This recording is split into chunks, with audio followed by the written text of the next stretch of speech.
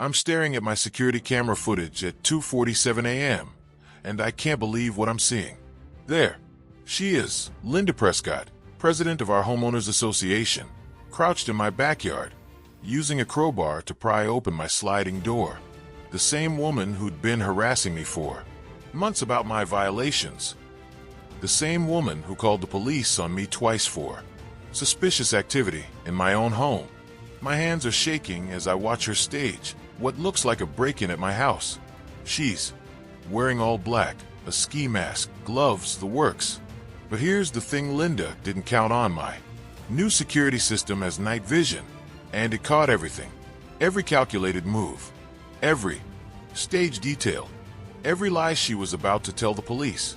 You see, I'd installed those cameras after weeks of harassment, thinking I needed to protect myself from real criminals.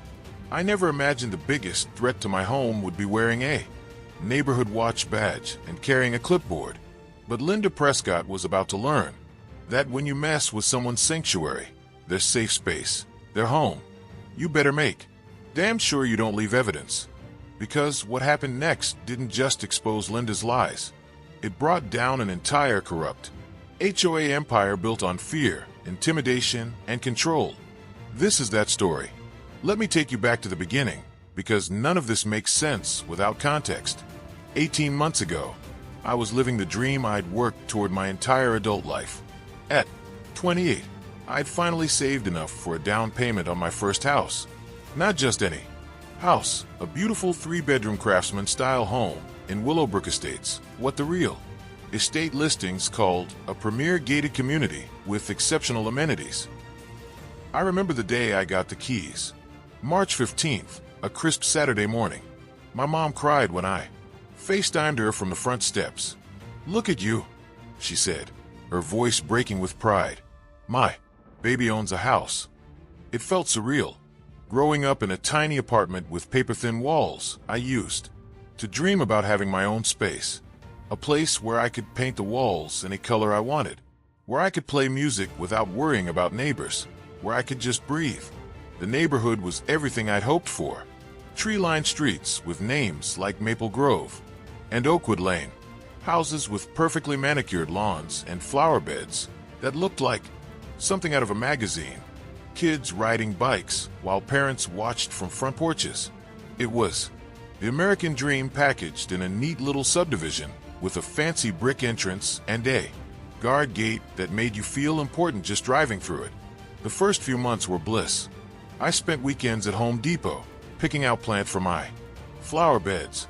I bought a lawn mower and actually looked forward to using it.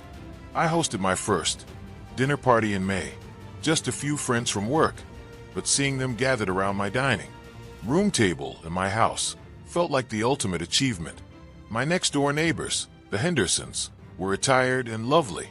They brought me a casserole the day I moved in and offered to collect my mail whenever I traveled for work. On the other side lived the Patel family, young professionals like me with a toddler who would wave at me from their window every morning as I left for work. But there were signs, little hints that should have warned me about what was coming. The first was the HOA packet that arrived 2 weeks after I moved in. 47 pages of rules and regulations. I'm not exaggerating, I counted. Rules about lawn height, no more than 2.5 inches, no less than 2 inches. Rules about Christmas decorations must be removed by January 15th. Rules about parking, no vehicles over 6,000 pounds in driveways overnight. Rules about fence, colors, mailbox styles, even the types of flowers you could plant. I laughed it off. I mean, how strict could they really be? This wasn't a military base, it was suburbia.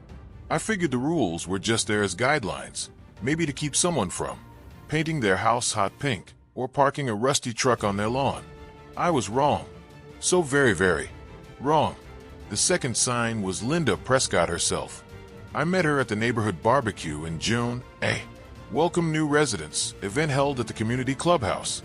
She was impossible to miss. A woman in her early 60s with steel gray hair pulled back in the tightest bun I'd ever seen, wearing what looked like a business suit to a casual backyard gathering. She carried herself like someone who owned the place, which, in a way, she did. "You must be the young man who bought the Johnson place," she said, approaching me with a smile that never reached her eyes. "I'm Linda Prescott, HOA president.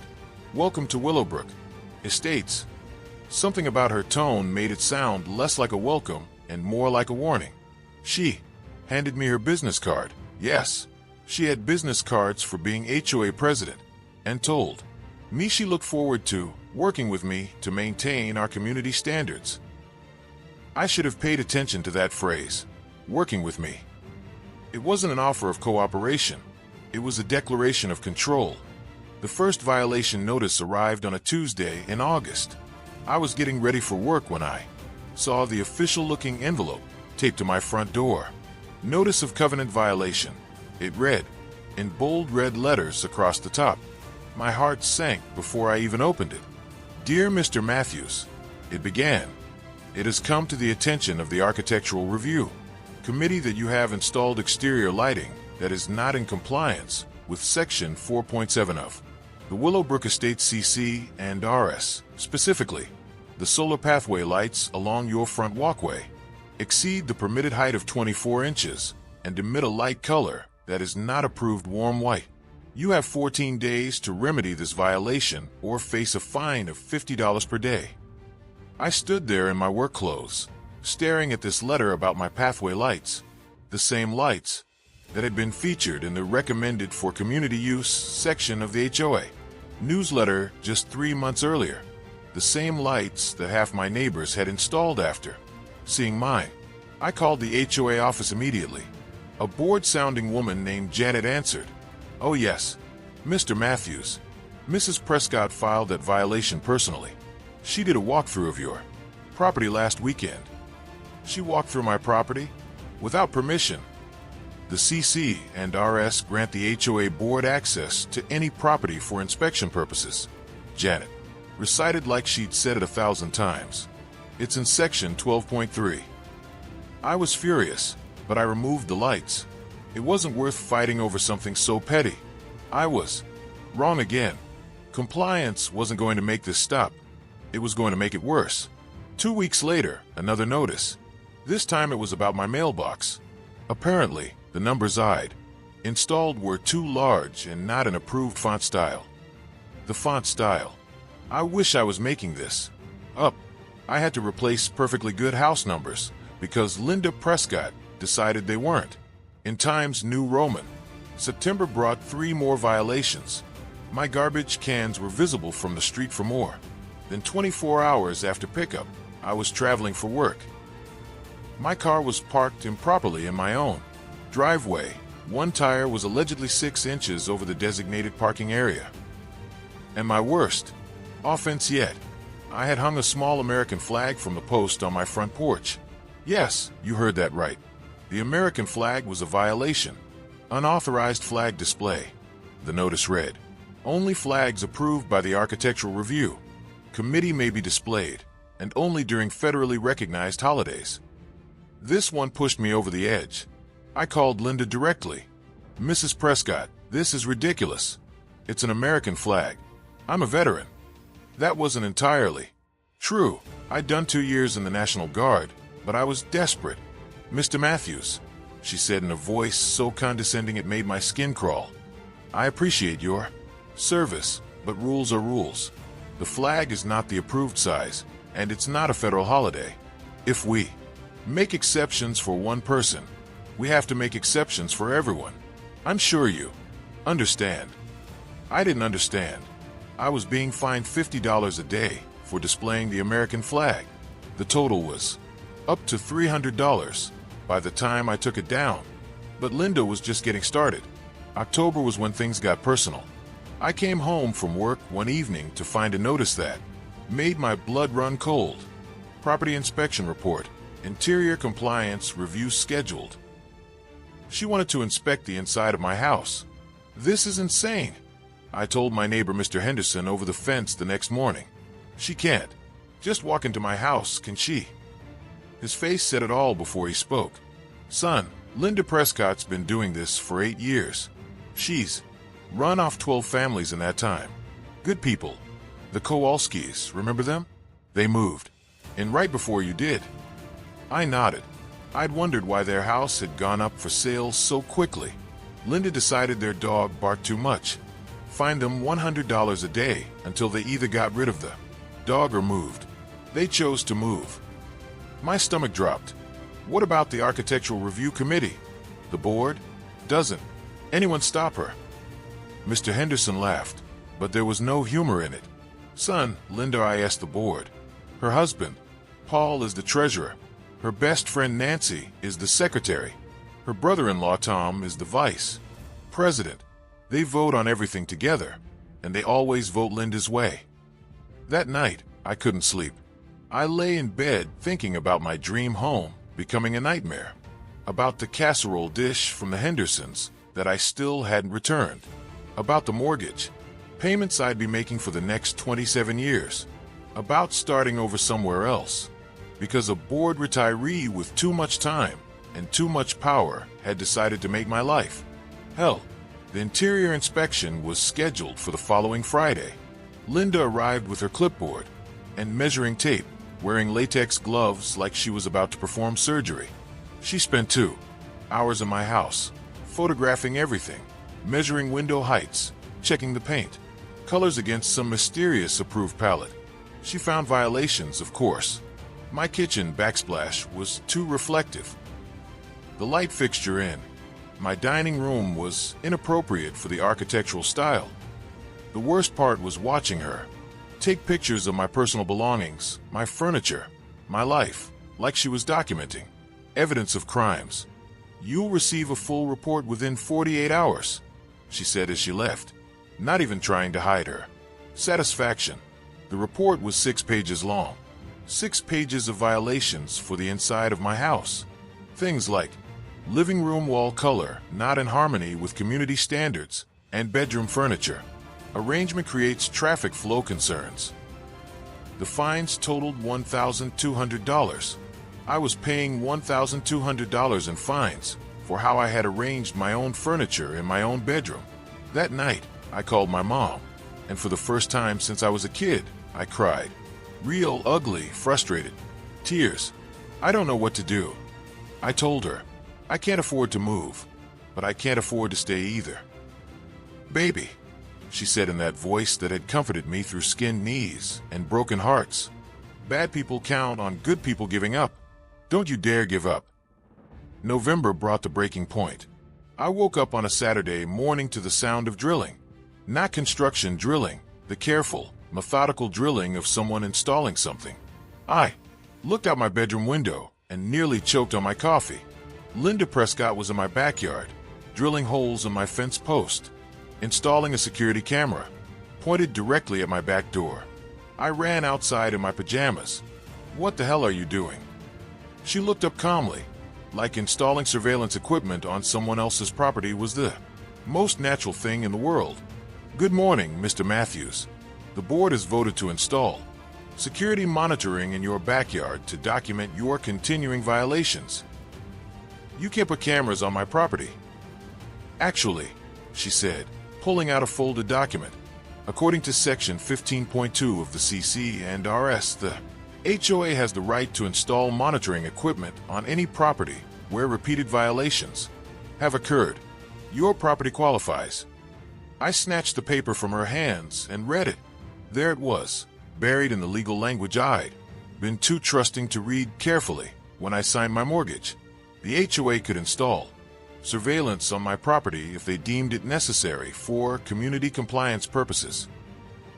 This is harassment, I said, my voice shaking with rage. Linda smiled. That cold, calculating smile I'd grown to hate.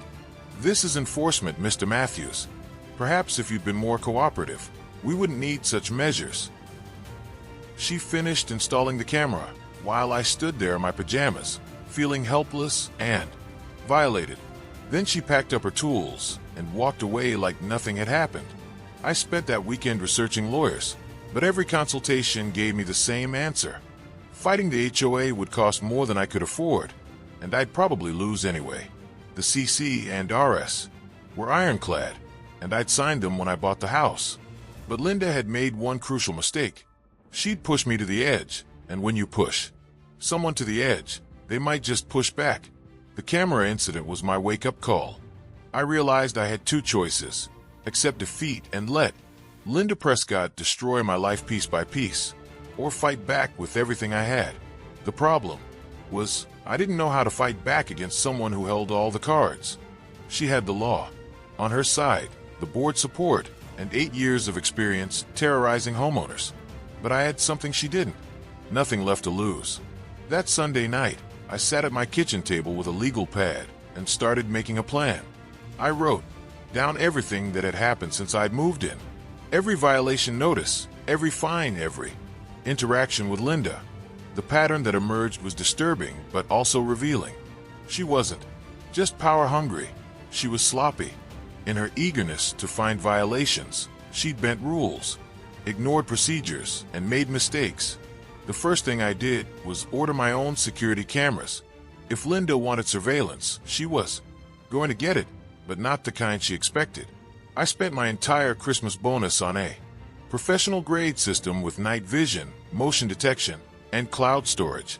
I installed cameras at every angle of my property, inside and out. If she was going to watch me, I was going to watch right back. The second thing I did was start documenting everything. Every email, every phone call, every interaction went into a spreadsheet with dates, times, and witnesses when possible.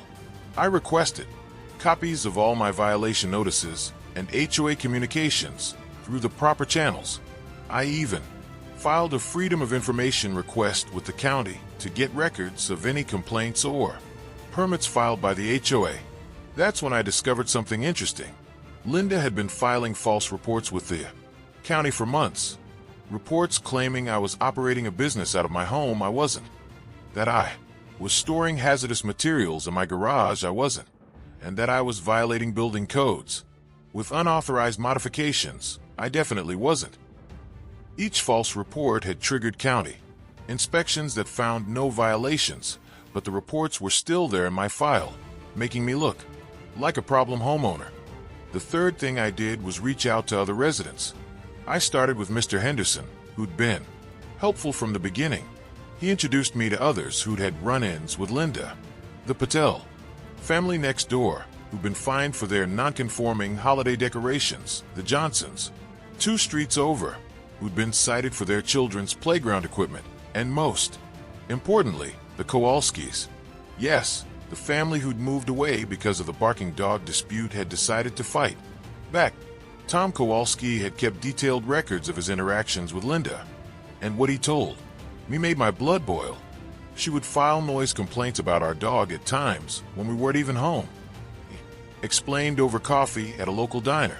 We had receipts, timestamps, proof we were out of town, but it didn't matter. The fines kept coming. How did you prove she was lying? Tom smiled grimly. Security footage from our neighbor's camera. It showed our yard empty during the times Linda claimed our dog was barking. But here's the thing, when we presented the evidence to the board, they said the footage was inadmissible because it wasn't taken by an HOA-approved monitoring system. That's insane. It gets worse. Linda accused us of faking the timestamps on the footage. She actually filed a police report claiming we'd committed fraud by manipulating evidence. My jaw dropped. Did the police investigate? Oh yes, and they found no evidence of tampering because there wasn't any. But Linda had planted the seed of doubt. The HOA used the police report as justification to increase our fines and file a lien against our house. This was the pattern I'd been missing. Linda wasn't just enforcing rules, she was manufacturing violations and then manipulating the system to make her lies stick. She'd turned the HOA into her personal weapon, and she'd been using it to terrorize homeowners for years. By February, I had enough evidence to fill 3 binders. False reports, manufactured violations, procedural violations by the HOA board, and financial irregularities that suggested Linda might be using HOA funds for personal purposes. But I still needed something more. Something undeniable. That's when I decided to bait the trap. I knew Linda's weakness. She couldn't resist escalating. Every time someone challenged her, she doubled down. So I gave her something to escalate about. I painted my front door blue. Not just any blue, a beautiful, deep navy blue that complemented my house perfectly.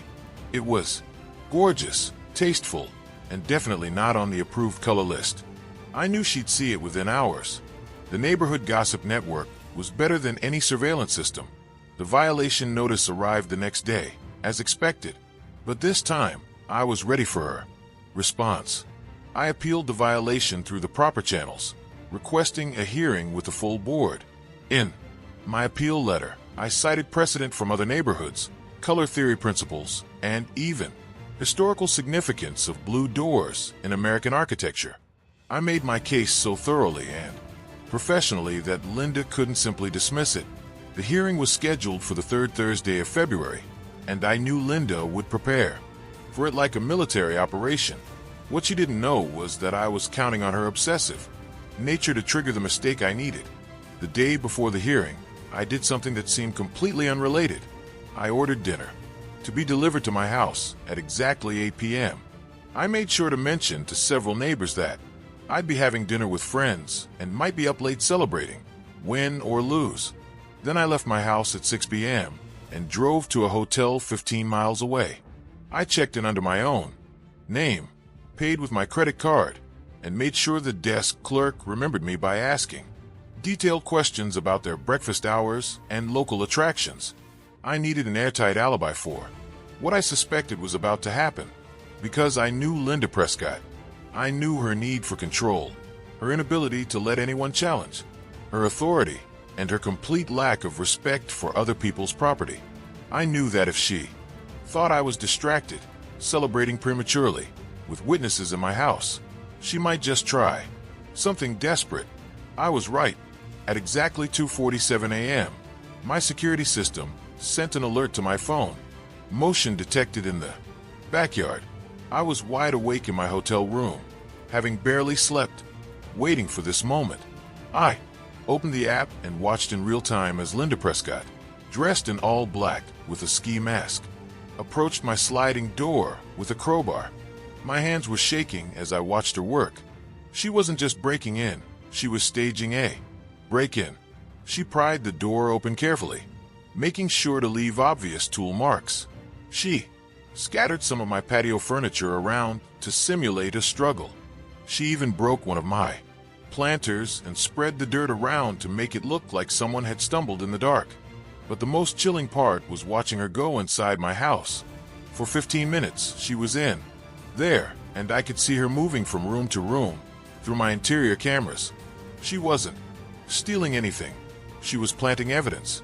I watched her place what looked like drug paraphernalia in my kitchen drawer, scatter some papers around my office, and even knock over a lamp in my living room.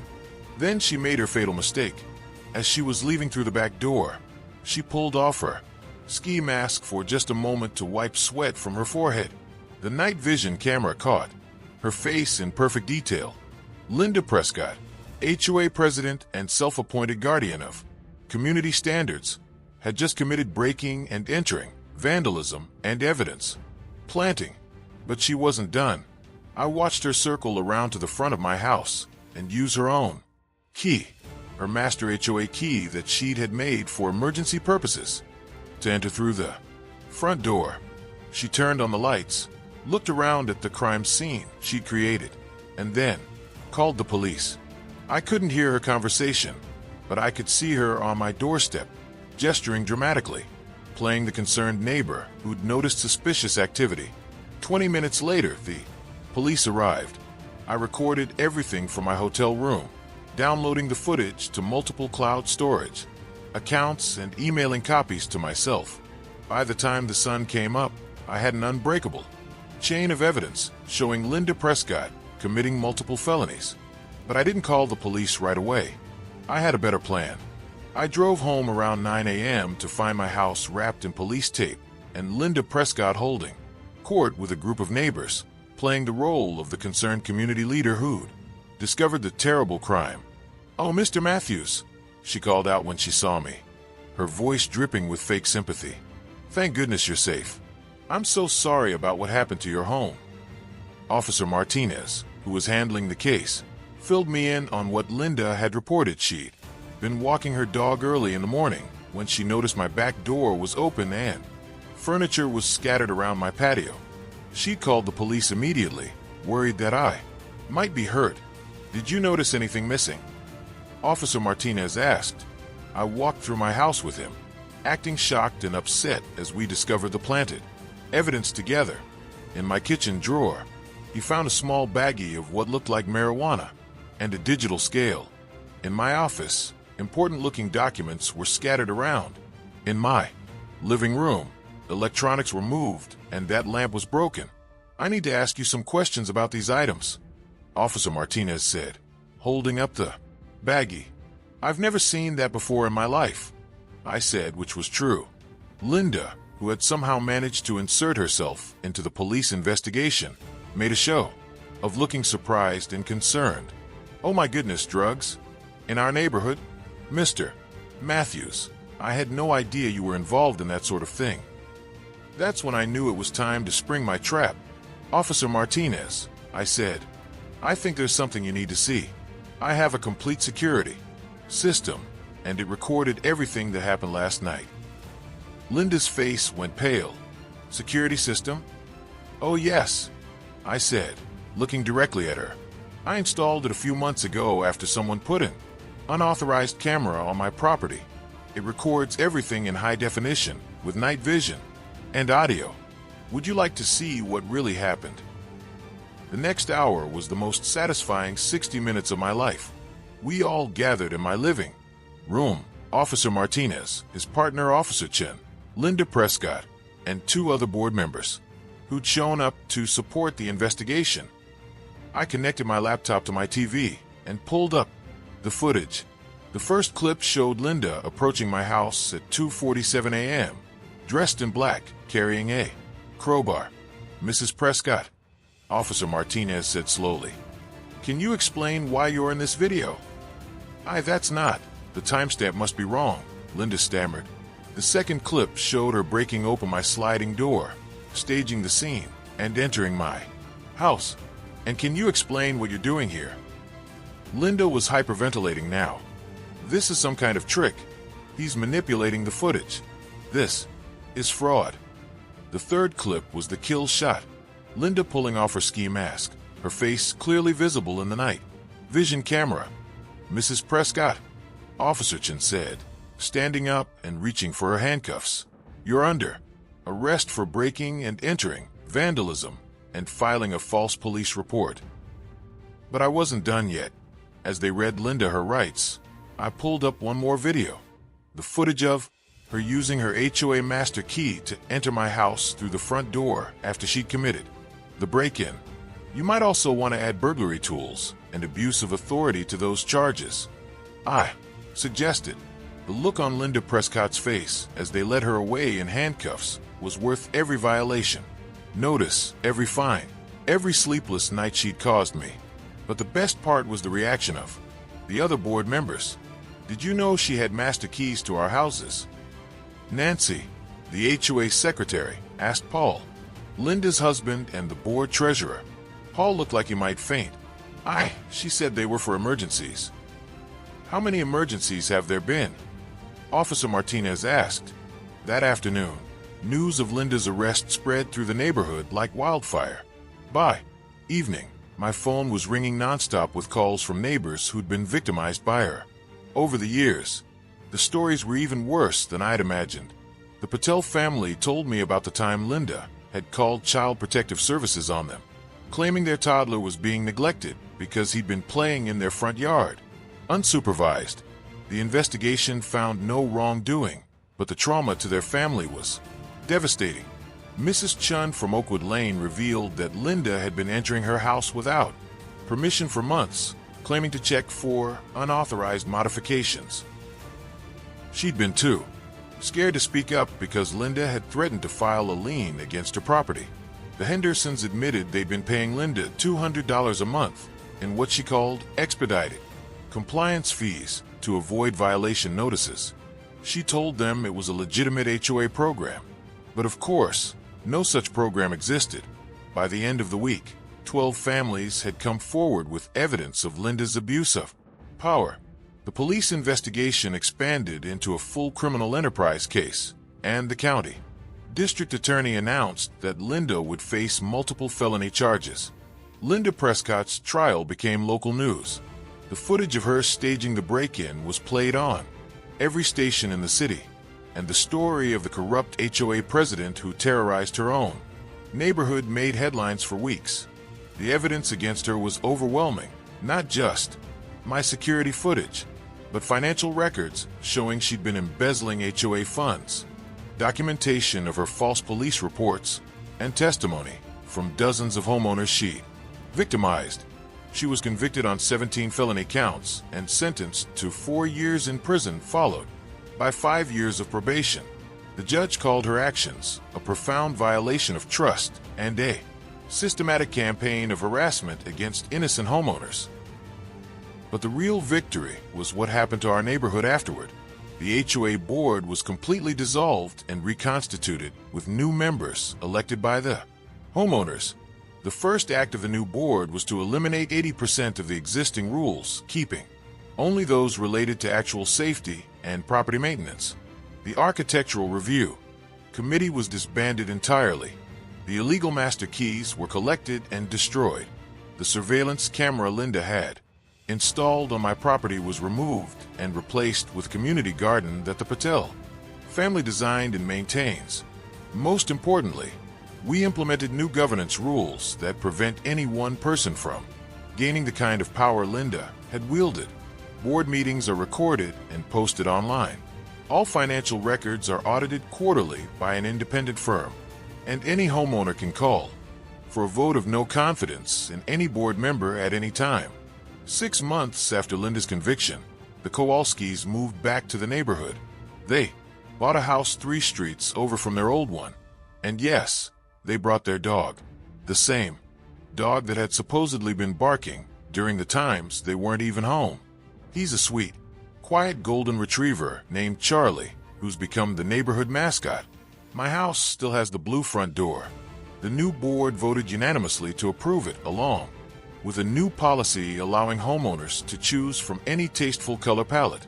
Mrs. Chun painted her front door a beautiful sage green. The Hendersons chose a warm burgundy.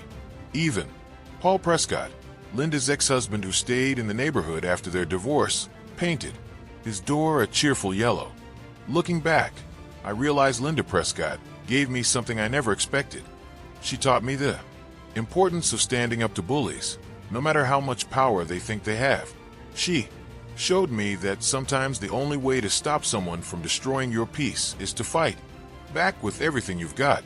I still live in that house, the same one I bought 18 months ago, with such hope and excitement. But now it truly feels like home in a way it never did when I was living in fear of the next violation notice. My mortgage payments don't feel like a burden anymore. They feel like an investment in a community where people look out for each other instead of looking for reasons to tear each other down. The security cameras are still there, but I rarely check them anymore. I don't need to. The only person sneaking around my property these days is Charlie the Golden Retriever, who likes to dig holes under the fence to visit my backyard. His owners always apologize and offer to fix the fence, but I tell them not to worry about it. Some rules are meant to be broken.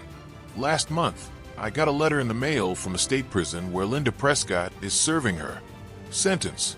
She's apparently teaching a course to other inmates about conflict resolution and community leadership.